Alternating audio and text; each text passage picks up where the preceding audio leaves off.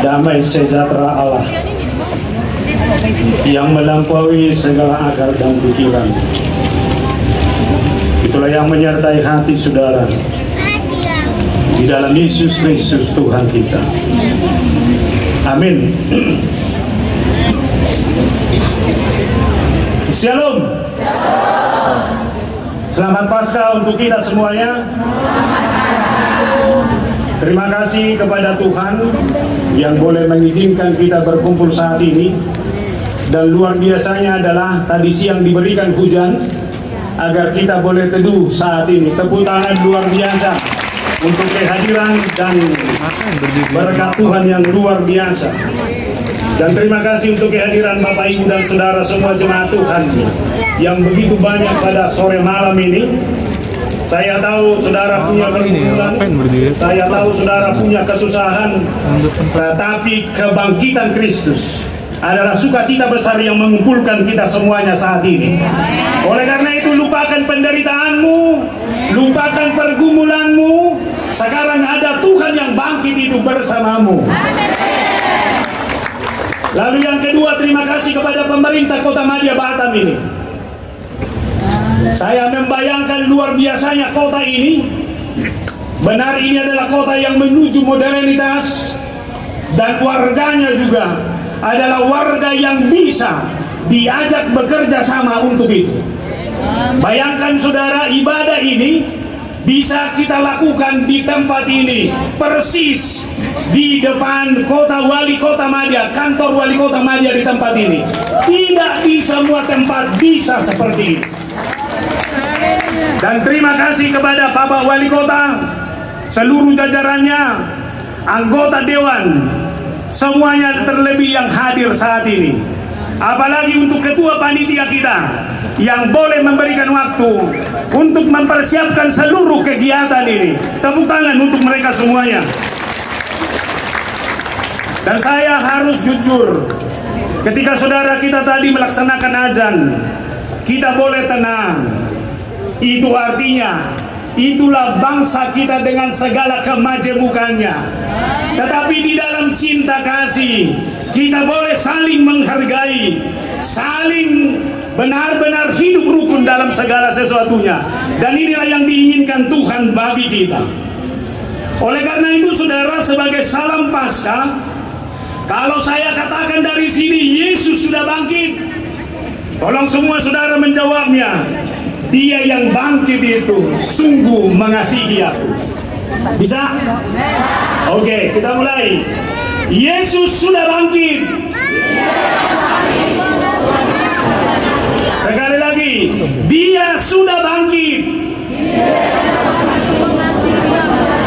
Terima kasih. Firman Tuhan saya akan baca dari Lukas 24 ayat 1 sampai 7. Lalu saya akan baca Roma 8 ayat 38 sampai 39. Demikian dikatakan dari Lukas 24 ayat 1 sampai 7. Tetapi pagi-pagi benar pada hari pertama minggu itu, mereka pergi ke kubur membawa rempah-rempah yang telah disediakan mereka. Mereka mendapati batu sudah terguling dari kubur itu. Dan setelah masuk mereka tidak menemukan mayat Tuhan Yesus. Sementara mereka berdiri termangu-mangu karena hal itu, tiba-tiba ada dua orang berdiri dekat mereka memakai pakaian yang berkilau-kilauan. Mereka sangat ketakutan dan menundukkan kepala. Tetapi kedua orang itu berkata kepada mereka, "Mengapa kamu mencari dia yang hidup di antara orang mati? Ia tidak ada di sini. Ia telah bangkit. Ingatlah apa yang dikatakannya kepada kamu ketika ia masih di Galilea, yaitu bahwa anak manusia harus diserahkan ke tangan orang-orang berdosa dan disalibkan dan akan bangkit pada hari yang ketiga." Roma 8 ayat 38-39. Sebab aku yakin bahwa baik maut maupun hidup, baik malaikat-malaikat maupun pemerintah-pemerintah, baik yang ada sekarang maupun yang akan datang, atau kuasa-kuasa, baik yang di atas maupun yang ada di bawah, atau sesuatu makhluk lain, tidak akan dapat memisahkan kita dari kasih Allah yang ada di dalam Yesus Tuhan kita. Demikian firman Tuhan. Saudara yang kekasih, jikalau media sudah secanggih zaman ini pada saat kebangkitan Yesus Kristus, maka kebangkitan itu sudah menjadi berita yang sangat viral. Saya tidak bisa bayangkan kalau ada di situ Yesus yang bangkit itu katanya sudah bangkit. Saya nggak tahu statusmu apa hari ini. Mungkin ada yang bilang karena ketidakpercayaan bahwa ada kebangkitan, omong kosong. Lalu dibikin pertanyaan banyak. Mana mungkin? Dan itu. Tentu ada juga yang akan hanya bilang ini hanya omong kosong. Atau jangan-jangan ada yang takut, orang akan bilang hati-hati setan penjaga kubur. Karena memang hidup kita tidak bisa lepas dari situ. Karena sekalipun kita beragama, maka hal-hal yang seperti itu kadang masih melekat dalam kehidupan kita. Karena memang saudara, kebangkitan itu adalah sebuah kata yang sangat indah untuk didengar. Kebangkitan itu adalah sebuah peristiwa yang sangat enak untuk dibicarakan, tetapi sangat sulit untuk diterima akal. Bagaimana mungkin orang yang mati bisa bangkit kembali? Kalau sekiranya saya mati hari ini, lalu 2 hari lagi bangkit, maka orang akan bilang, pendeta mengatur itu sudah bangkit sepulang dari Batam loh. Tapi dia telah bangkit kembali. Maka kalau saya lihat tadi ramenya yang berfoto sama saya, mungkin semua akan berfoto, dan itu pohon itu pun akan roboh langsung. Karena saking sulitnya kita percayai. Maka saya harus katakan saudara, jangan terjebak seperti para murid itu. Mereka sudah diingatkan bahwa kematian itu bukan akhir dari segala-galanya. Yesus sudah berkata bahwa dia akan bangkit kembali. Mereka nggak ada yang mengingat itu. Mereka yang nggak ada yang mengimani itu. Mereka hanya terus berkecamuk dalam dunia alam berfikirnya. Mereka hanya terus terbiasa dari cara-cara berpikir mereka yang selama ini tidak mungkin ada orang mati bisa bangkit kembali. Oleh karena itu saudara, barang siapa yang mengimani iman seperti itu saya katakan, itu adalah iman kubur kosong. Iman kubur kosong tidak hanya pernah membawa kualitas imanmu lebih baik. Iman kubur kosong hanya akan membawa pertengkaran. Iman kubur kosong hanya akan membawa perdebatan. Dan iman kubur kosong itulah yang membawa orang kepada pernyataan bahwa kebangkitan Yesus itu adalah omong kosong. Kita lihat, mereka tidak percaya kebangkitan itu. Para murid perempuan itu, orang-orang terkasih Yesus itu yang sangat dekat kepada Yesus itu, ketika mereka mau datang ke kubur itu, di tengah jalan mereka sudah berdebat. Siapa yang akan menggulingkan batu? Kalau mereka mengimani Yesus yang bangkit, tidak ada perdebatan itu. Tapi karena mereka mengimani kubur yang kosong, perdebatan itu pun terjadi. Maka hati-hati kalau orang banyak berdebat, jangan-jangan itu adalah kosong juga. Kalau orang hanya berjalan dengan asumsi dan cara berpikirnya, jangan-jangan itu ada juga kekosongan. Kemudian lihat saudara, ketika mereka sampai di kubur itu, mereka sebenarnya melihat malaikat di situ, tapi mereka tidak bisa melihat itu karena iman mereka adalah iman kubur kosong. Padahal itu adalah malaikat. Mereka ketakutan, mereka pikir itu setan. Maaf saudara, kepada panitia, begitu foto saya ini saya lihat, Ini kan lain dari wajah saya sekarang, lebih ganteng yang sekarang. Saya tidak tahu panitia dapat dari mana. Tapi ini adalah kisah ketakutan juga. Karena yang memotong rambut saya pada saat itu adalah istri saya yang tidak pernah belajar potong rambut. Tapi dia terlampau percaya diri dan saya terlampau ketakutan karena COVID. Sudahlah, potong sendiri saja. Bayangkan, lalu pangkas rambut dibeli dengan online, didatangkan itu, begitu datang disuruh saya duduk, inilah hasilnya. Ternyata sampai juga ke Batam. Yang mau saya katakan, saudara, kisah-kisah ketakutan itu pasti ada dalam kehidupan kita.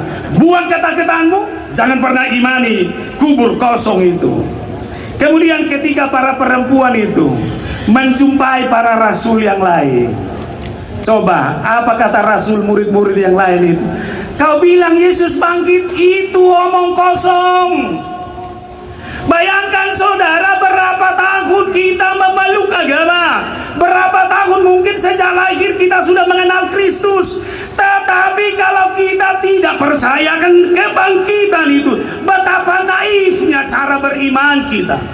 Maka saya yakin inilah orang-orang yang benar-benar meyakini bahwa Yesus yang bangkit itu adalah Yesus yang membangkitkan semangat. Ini punya pergumulan di rumah. Mungkin suaminya ditinggalkan di rumah karena tadi pagi harus berbeda pendapat datang ke sini apa tidak. Lalu dia putuskan, kamu di rumah, saya ke sana. Masak nasi anak-anak, saya mendengarkan firman Tuhan. Amin.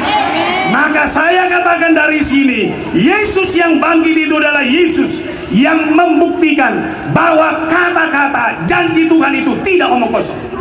Janji Tuhan itu pasti. Mana tadi pas Barawi itu yang luar biasa, tepuk tangan dulu untuk mereka. Tuhan memberkatimu. Janji Tuhan itu pasti. Biarkan kamu bertumbuh secara fisik. Kenapa diam? Saya pendeta sempat mikir tadi apa mereka ini menikmati anak kecil masa kecil, saya pikir begitu.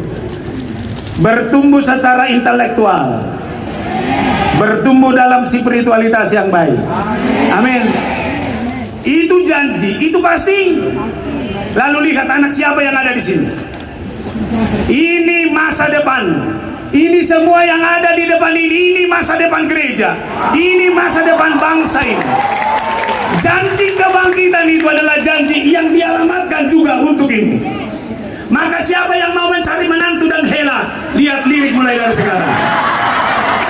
Artinya saudara, Yesus yang bangkit itu, Yesus yang membuktikan bahwa setiap yang dijanjikan itu pasti akan terbukti. Lalu Yesus yang bangkit itu adalah Yesus yang mengalahkan maut. Siapa yang takut dengan kematian di sini? Umur manusia hanya 70 tahun. Berapa tahun lagi kamu hidup? Masih? Atau sudah ada umur 69? Hati-hati kawan, bro, tinggal 1 tahun lagi. Persoalannya diminta enggak ini masih? Kalau menambah dosa, udahlah kita sama-sama berdoa Tuhan selesaikanlah pada malam ini. Mumpung masih banyak orang di sini. Tapi kalau masih mau kau minta, bertanggung jawablah. Tidak ada satu hal apapun, termasuk maut dan kematian itu, yang membuat saudara ketakutan dalam hidup ini. Maka kematian bukan akhir dari segala-galanya, tapi kematian menuju kepada kebangkitan, menuju kepada surgawi itu. Amin. Kalau begitu sudah siap mati malam ini? Itu persoalan lain memang, karena anak masih kecil-kecil. Yesus yang bangkit itu adalah bukti cinta kasih Allah. Dia benar-benar mencintai, dia benar-benar menyayangi. Dan di dalam kebangkitan itu kita beroleh kehidupan baru. Maka lihat, siapa yang percaya kepada kebangkitan Kristus, kita ini semua adalah manusia baru di dalam Tuhan. Yang lama sudah berlalu, hidup yang penuh dengan dosa dan angkara murka itu sudah di belakang. Kita sekarang menuju kepada ke depan, menuju kehidupan yang lebih pasti kemenangan di dalam Kristus. Maka tema kali ini sangat luar biasa yang dipilih oleh PGI. Tidak ada yang dapat memisahkan kita dari kasih Allah. Tidak ada yang dapat memisahkan kita dari kasih Allah. Saudara, dalam sebuah relasi berjauhan itu tidak enak. Saya mau tanya anak muda, siapa yang sudah pacaran di sini? Gak usah malu-malu. Jatuh cinta itu normal. Mamamu yang bikin itu tidak normal lagi. Karena pikiran mamamu itu kau harus sekolah terus. Padahal jatuh cinta itu keluar dari dalam, benar nggak? Kalau begitu siapa yang sudah punya pacar? Nah, mulai diam kan? Siapa di sini orang muda yang sudah punya pacar tapi hubungan jarak jauh, long distance? Ada? Pasti ada, nggak usah malu-malu lah. Atau siapa di sini ibu bapak yang harus berjauhan karena suaminya atau istrinya kerja di luar kota? Ada nggak? Yang mau saya katakan saudara, dalam hubungan jarak jauh ini, pertanyaan saya, apa yang kamu lakukan kalau rindu?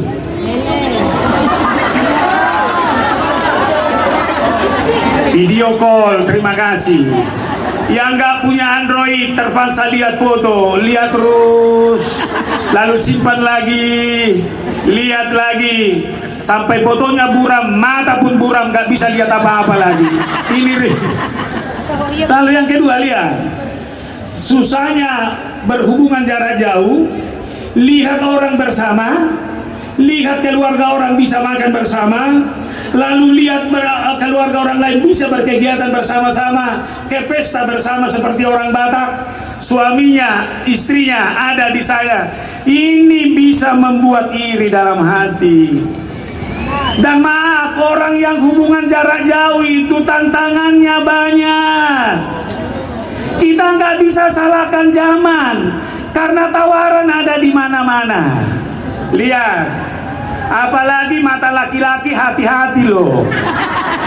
Berbeda dengan mata perempuan. Mata laki-laki lihat yang beling-beling lewat langsung melotot begini.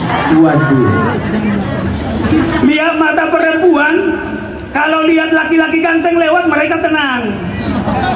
Tahu Pak Pendeta? Yang membuat mereka susah adalah kalau sama-sama perempuan lewat, pakaiannya necis, sepatunya ini bagus. Wow. Mata biasa aja, tapi mulut mulai komat pamit. Gak cukup sampai di situ, baru mulai berbisik. Dari mana dia minjamnya? Maka hati-hati dalam sebuah hubungan. Yang mau saya katakan, saya harus desain diri saya harus persiapkan diri saya harus tata emosi saya tidak bisa menyalahkan zaman. Kalau manusia bisa menata diri, hubungan jarak jauh itu bisa berakhir baik. Yang mau saya katakan saudara, kalau manusia bisa menata seperti itu, Allah adalah Allah yang luar biasa di dalam cintanya. Cinta kasih Allah adalah cinta kasih yang utuh, sempurna dan kekal. Bayangkan karena dosa, relasi kita dengan Allah menjadi terputus. Relasi kita, hubungan kita dengan Tuhan yang sebelumnya baik, sangat penuh dengan damai, sangat sejahtera, tapi itu terputus hanya karena dosa. Kita ini adalah manusia ciptaan Allah yang diciptakan serupa dan segambar dengan Allah. Lalu dunia ini diciptakan begitu sempurna. Pertanyaannya, apakah kesempurnaanmu dengan Tuhan itu adalah kesempurnaan yang bisa kau jaga setiap saat atau tidak? Kesempurnaan ini sering saya rusak. Kesempurnaan ini oleh karena keinginan, pekerjaan, jabatan yang tidak bisa saya kelola dengan baik. Semuanya bisa bergeser, lalu itu mengecewakan Allah. Tapi lihat Yohanes 3 ayat 16. Karena begitu besar kasih Allah akan dunia ini, sehingga ia telah mengaruniakan anaknya yang tunggal, supaya setiap orang yang percaya kepadanya tidak binasa, melainkan beroleh hidup yang kekal. Cintalah, kasih sayanglah yang membuat semua hubungan dapat dipulihkan. Sekali lagi saya katakan, cinta dan kasih sayanglah yang membuat semua hubungan dapat dipulihkan kembali. Hubungan boleh terputus, hubungan boleh rusak, tetapi selama cinta, selama kasih sayang melimpah ruah ada di dalam diri kita, relasi itu akan terjaga dengan baik. Oleh karena itu Bapak Ibu, apapun masalah yang kamu hadapi secara pribadi, di tengah-tengah keluargamu, di tengah-tengah hubungan kerjamu, kehadiran kita di kota Batam itu, persoalan itu tidak boleh putus. Hubungan kita tidak boleh putus dengan siapapun, hanya karena atas nama apapun, tapi mengatasnamakan cinta yang ada dalam diri saya, yang ada di dalam kehidupan saya, yang sudah ditanamkan oleh kebangkitan itu. Saya harus terus mengupayakannya dalam cara yang terbaik di dalam kehidupan saya sehari-hari. Hanya saya cinta butuh pengorbanan. Lihat, Dia adalah Allah yang Maha Kuasa, lalu Dia menjadi manusia biasa, bahkan menjadi hamba, bahkan mati sebagai manusia berdosa. Ini adalah pengorbanan yang luar biasa demi cintanya kepada kemanusiaan ini. Dia mau turun pangkat. Bagaimana Pak Budi? 2024 kita yakin harus naik lagi ya. Amin. Itu doa dan harapan kita kepada semua orang. Tidak ada yang mau turun pangkat. Saya pun sebagai preses HKBP udah 2 periode ini. Tinggal 2 tahun lagi bro. Ini juga akan turun. Persoalannya mau tidak? Karena selama saya pendeta, belum ada pernah mengundang saya, Pak Pendeta datang dulu, ada ibadah syukuran. Syukuran karena apa? Suami saya sudah turun pangkat. Gak pernah ada itu. Bersukacita kalau bapakmu turun pangkat? Tidak mau. Tapi lihat Yesus itu mau. Dia tinggalkan kehebatannya itu, dia tinggalkan kemahkotaannya itu, dia tinggalkan kemahakuasaannya itu demi cinta. Amin.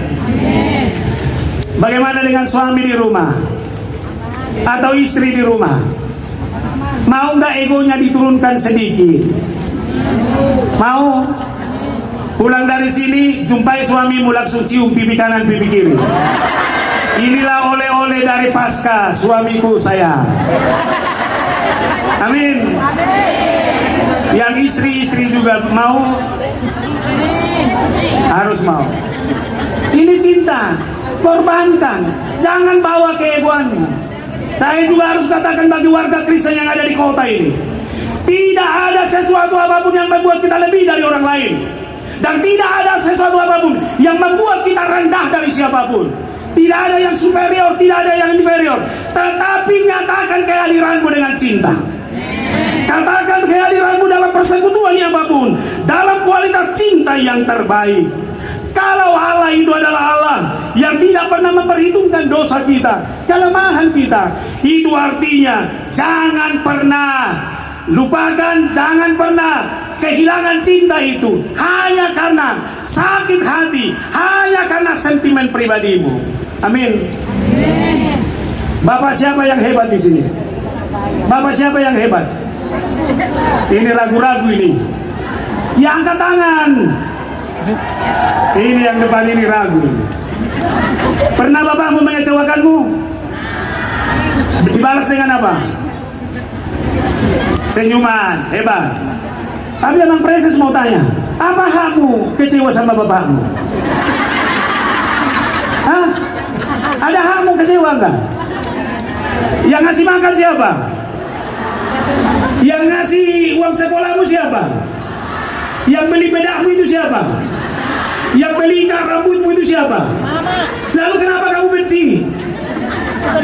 Sekarang minta maaf. Maafkan saya Bapakku. Nah itulah susahnya minta maaf. Ini yang merusak kita. Kita merasa selalu lebih hebat. Kita merasa selalu lebih benar. Sehingga kita tidak bisa melihat apa-apa. Maaf. Kita katakan kita serupa dan segambar dengan Allah. Mulut ini sendiri pun adalah mulut yang tidak pernah kita jaga. Seharusnya mulut ini adalah mulut yang berkata-kata berkat. Mulut ini adalah mulut yang harus berkata-kata tentang kebenaran. Dan mulut ini adalah mulut yang mengatakan kepastian seturut dengan kehendak Allah. Tapi mulut ini juga sering mengecewakan Tuhan. Bahkan saudara, Tuhan itu adalah Tuhan yang memberkati kita masing-masing. Sering moto hidup kita, diberkati menjadi berkat. Sekarang mari evaluasi bersama. Sejauh mana hidupmu menjadi berkat? Sejauh mana hidupmu menjadi sukacita bagi siapapun? Apakah kamu mau memberikan yang terbaik dari kehidupanmu itu sebagai responmu terhadap Yesus yang bangkit itu? Ini yang harus kita jawab bersama. Nah, saya ambil contoh. Kalau sekiranya bapak-bapak yang ada di sini, kalau sekiranya bapak mendapatkan uang 100 juta hari ini, malam ini, uangnya untuk apa?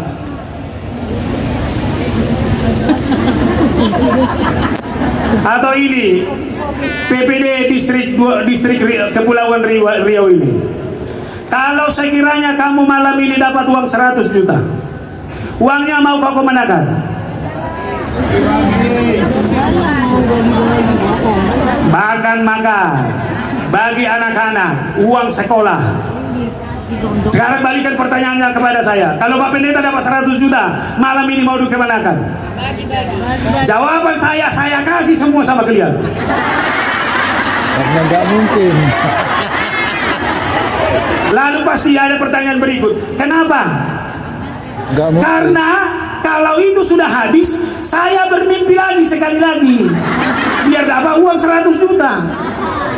Bayangkan, dalam masih mimpi pun kau sudah pelit.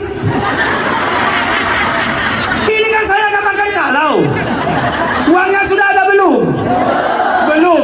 Tapi kamu sudah memikirkan dirimu, untuk anakku, untuk suamiku, untuk ini. Gimana untuk orang? Apalagi uangmu sendiri.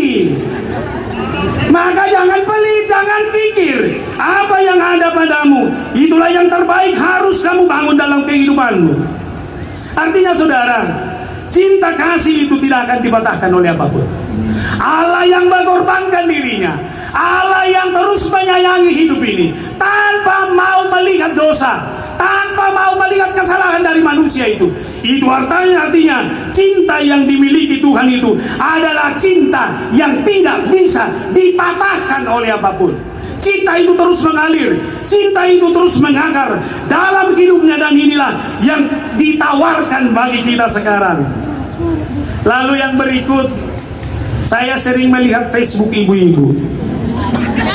Kadang ada 5 orang kemanapun pergi bareng berlima, makan bersama berlima, jalan pagi berlima, menyalurkan hobi apapun berlima. Suami-suami juga ada seperti itu, bukan hanya ibu-ibu ini. Tahu kenapa mereka bisa? Hobinya, kesamaannya. Tidak ada lagi yang bisa membedakan mereka. Mereka makan apapun senang, mereka menikmati apapun senang, menjalankan apapun senang. Lalu saya berpikir, kalau masing-masing kita sebagai umat yang dicintai Tuhan, kenapa nggak bisa berlaku seperti itu?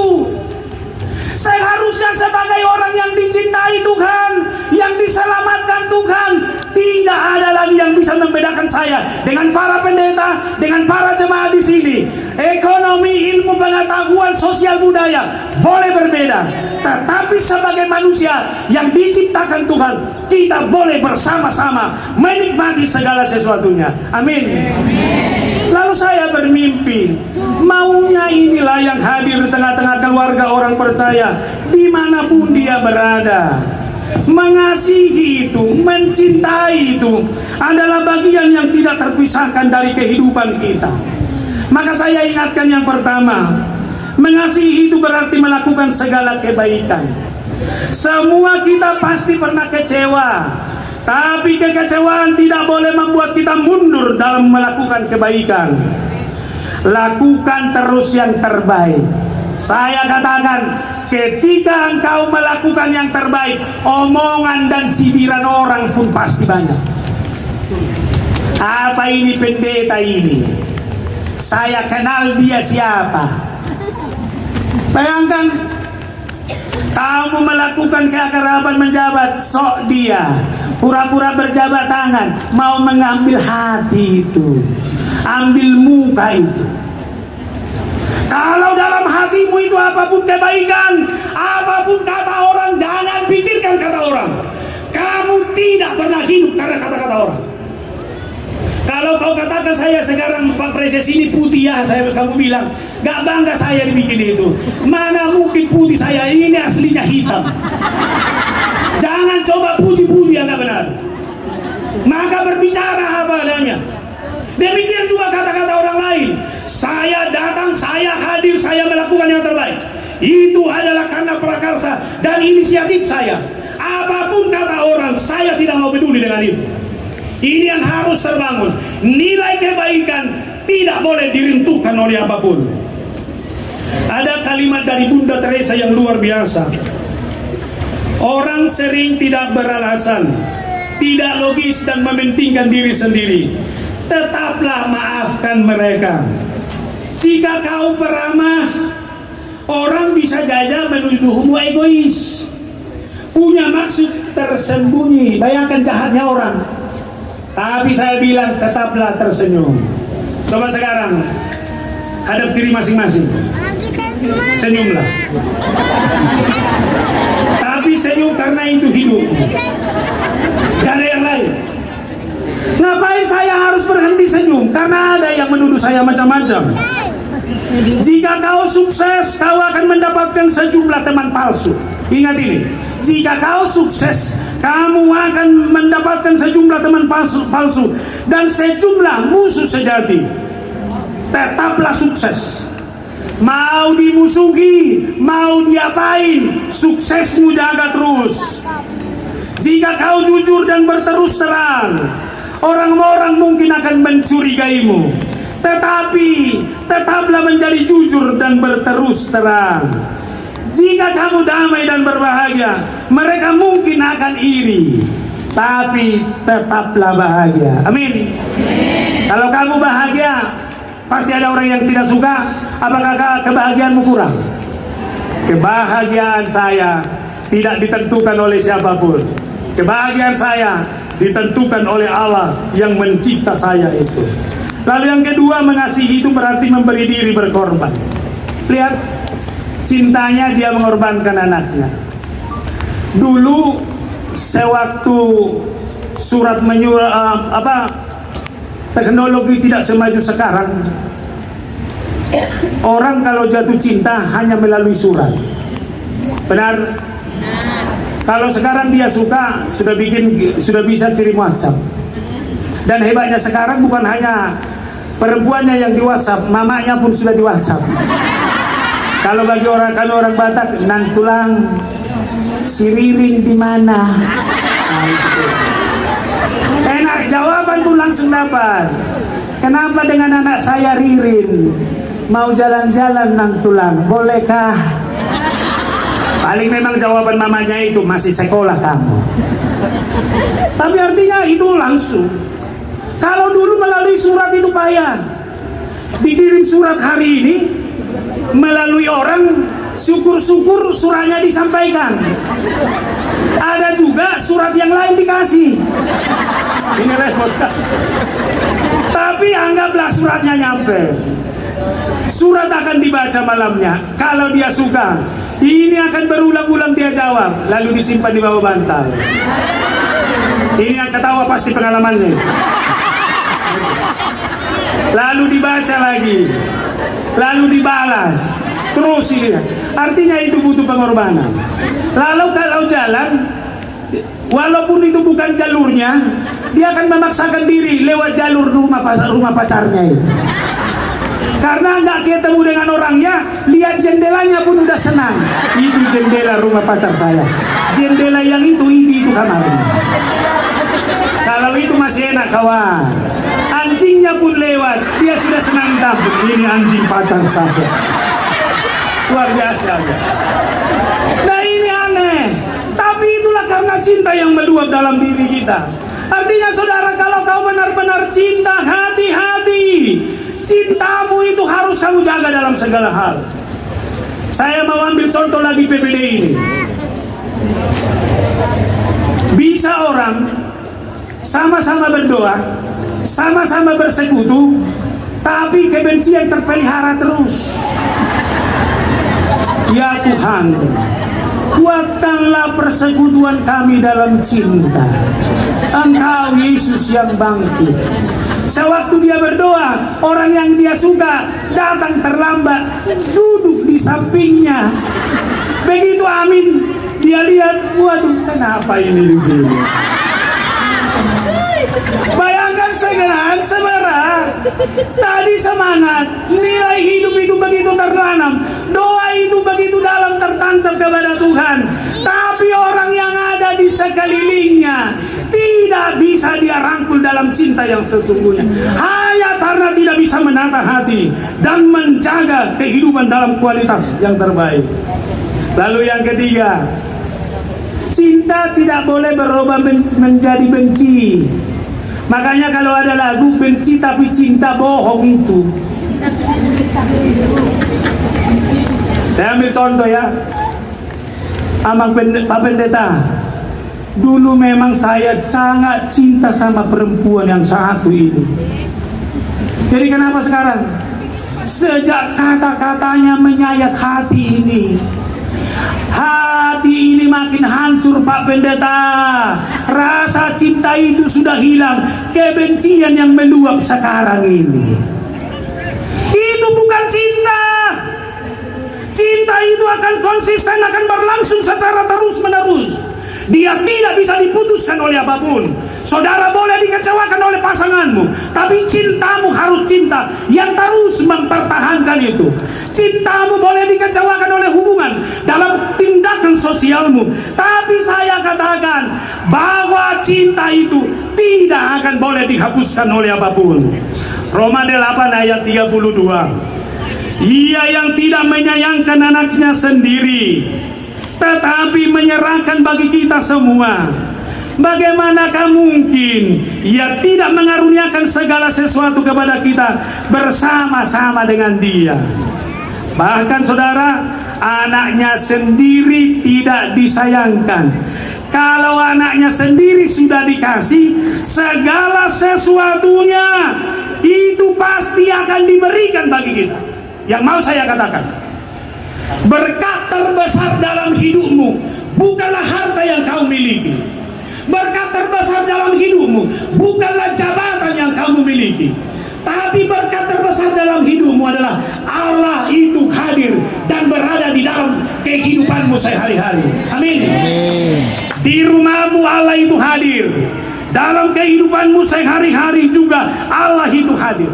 Semuanya bisa kamu nikmati. Pernah masuk ke sebuah restoran yang ada tulisannya all you can eat. All you can eat. Semua bisa kamu bayar. Semua bisa kamu makan. Hanya sekali bayar. Sehingga ketika makan di situ, apa yang dihidangkannya semua libas. Asal jangan dibungkus bawa pulang. Tapi selama makan di situ, semuanya sudah terhidang. Nggak perlu tanya, bisa makan ini, nggak usah. Tapi sekali masuk, sekali bayar, nikmati semuanya. Yang mau saya katakan saudara, jauh lebih dari situ Allah kita itu. Apapun yang ada dalam kehidupan ini, semua di dalam Allah, semua bisa kita makan. Asal di dalam cinta kasih yang ada di dalam Tuhan kita Yesus Kristus. Maka saudara, sekali lagi, Allah di pihak kita, semuanya akan disediakan bagi kita. Kemudian Roma 8 ayat 33. siapakah akan menggugat orang-orang pilihan Allah yang membenarkan mereka? Siapakah yang menghukum mereka? Tidak ada yang dapat menggugat kita. Kenapa? Karena Allah yang membenarkan kita. Menggugat itu sebenarnya adalah istilah dari pengadilan yang bukan hanya sekedar mendakwa, tetapi yang sudah menjadi keputusan dicoba untuk dibatalkan.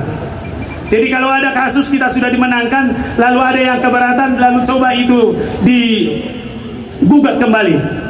Kalau di negara ini Mahkamah Agung ya, pengadilan yang lebih tinggi. Kalau di kerajaan Romawi dulu itu kaisar.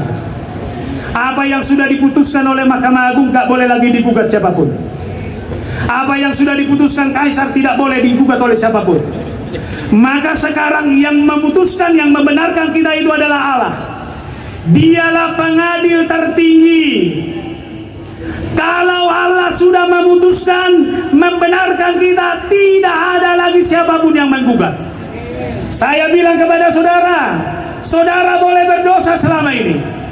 Saudara boleh menghadapi hal-hal yang buruk karena kesalahan dan dosamu. Tapi Yesus yang mati, Yesus yang bangkit, Kristus yang sudah duduk di sebelah kanan Allah, Kristus yang adalah pembela bagi kita itu, dialah yang sudah membenarkan dan memenangkan kita. Amin. Oleh karena itu jangan lagi menjadi manusia yang hanya menyesali masa lalu.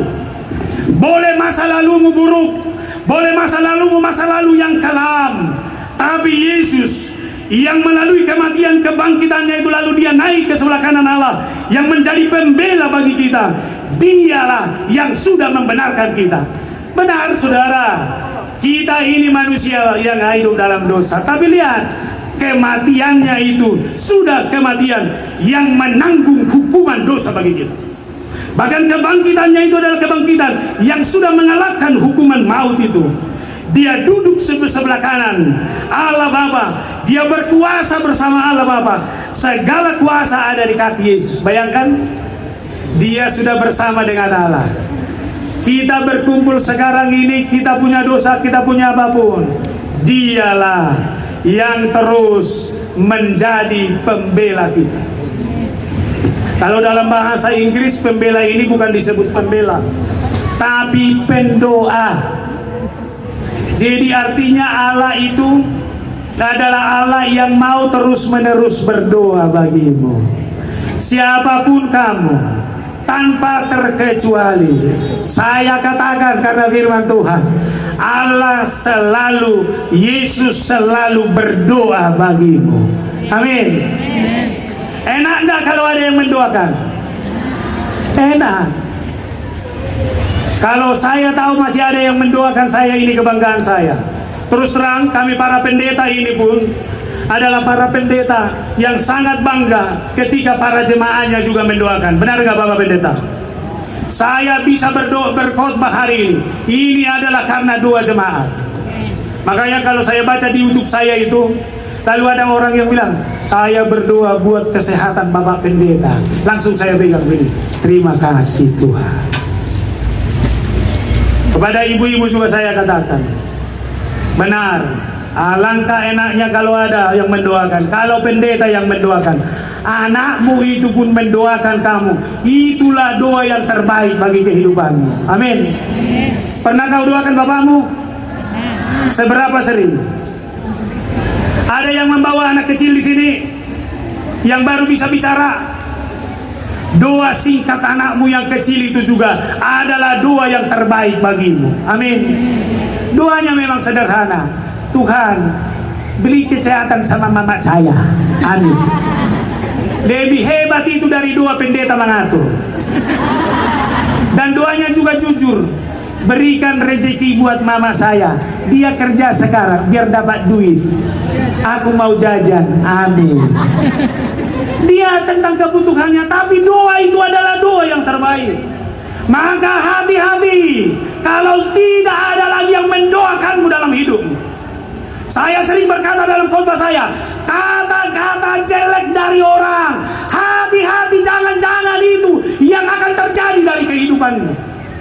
Maka kita harus selalu menjaga hati, menjaga hidup, sehingga kata-kata yang terbaik menjadi kata-kata doa dari setiap orang yang dialamatkan bagi diri kita.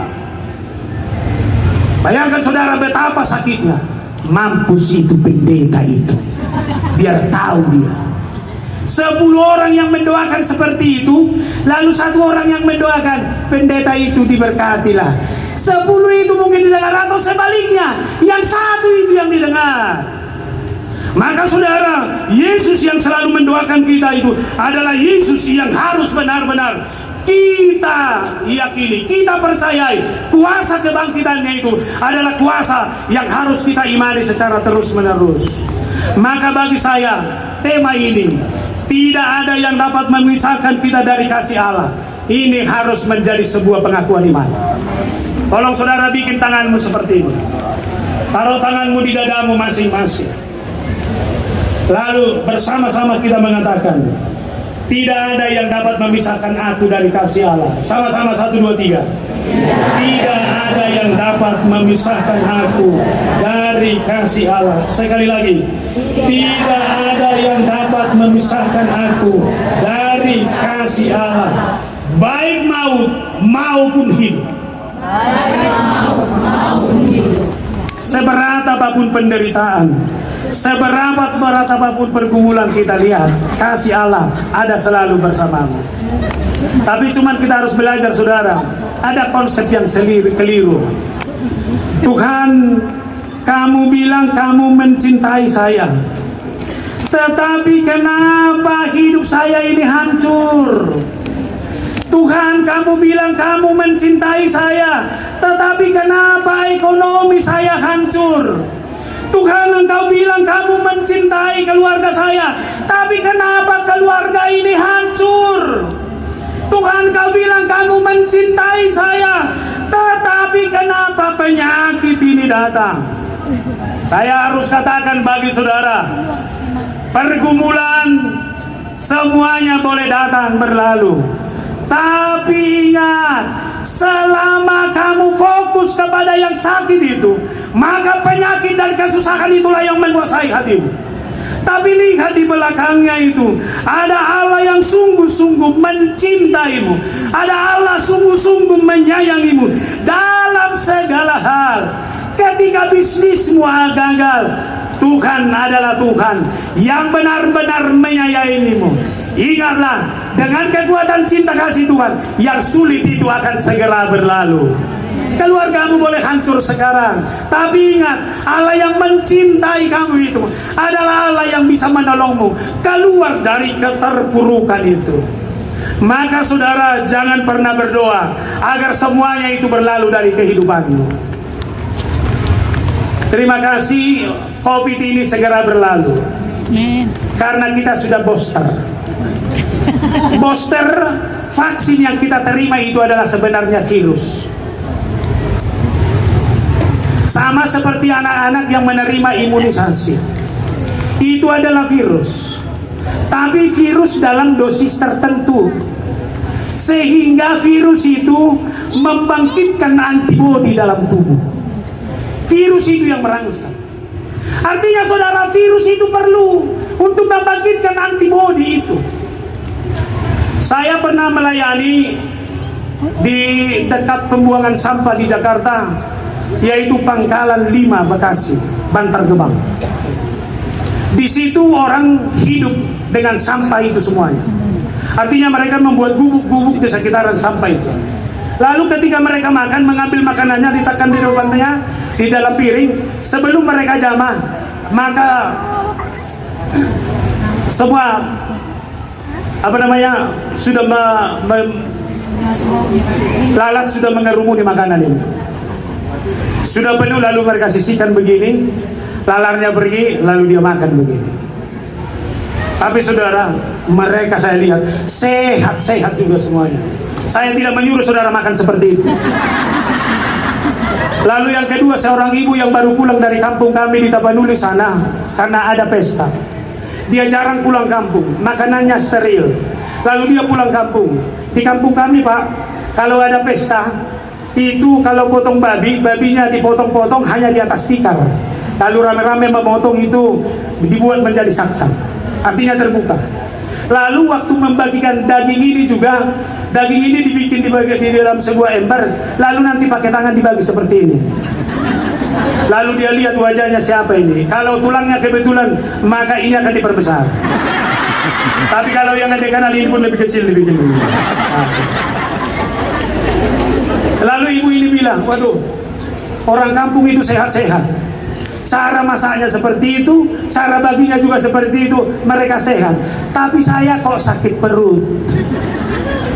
Yang mau saya katakan, semua hal bisa dibiasakan. Apalagi virus yang saya katakan tadi, termasuk penderitaan itu. Mana ada hidup tanpa penderitaan? Mana ada hidup tanpa kesusahan? Penderitaan itu sudah menjadi bagian dari kehidupan kita. Oleh karena itu jangan pernah kaget. Penderitaan itulah yang membuatmu kuat hingga hari ini. Amin. Jangan-jangan kamu sebagai suami bisa lebih hebat karena berbagai benturan di rumah tanggamu sudah saudara lalui. Maka buat keluarga muda, sesakit apapun penderitaanmu hari ini, jangan mundur tapi teruskan rumah tanggamu. Tuhan pasti akan memberkatimu. Amin. Lalu yang kedua, baik kuasa yang ada di atas maupun yang ada di bawah. Kuasa yang ada di atas dan kuasa yang ada di bawah. Jadi kalau mau kita ambil contoh ini sekarang, ada dua kuasa yang menguasai kita, dunia maya dan dunia realitas. Inilah hidup kita sekarang ini. Mana lebih hebat, mana lebih sering diikuti orang, dunia maya atau dunia nyata? Kalau orang tua lebih hebat itu di dunia nyata. Kamu masih muda, nak, kamu harus bertobat. Pikirkan orang tuamu. Itu orang tua di dunia nyata. Kalau di dunia maya, kalau kita ini orang tua gak bisa memakai handphone, handphonenya hang. Nak, lihat dulu handphone mama. Lihat, di dunia maya kita berguru kepada anak-anak, tapi ini yang kita senangi. Maka lihat, dengan makin kuatnya teknologi sekarang ini, dengan dunia maya sekarang ini, kalau dulu kau pergi dari rumah belum punya handphone, nggak ada perasaan tinggal apa-apa. Sekarang pergi dari rumah, handphone tinggal gelisahmu minta ampun. Yang repot bapak-bapak ini, yang persoalan bukan handphonenya yang tinggal, yang di dalam lupa hapus.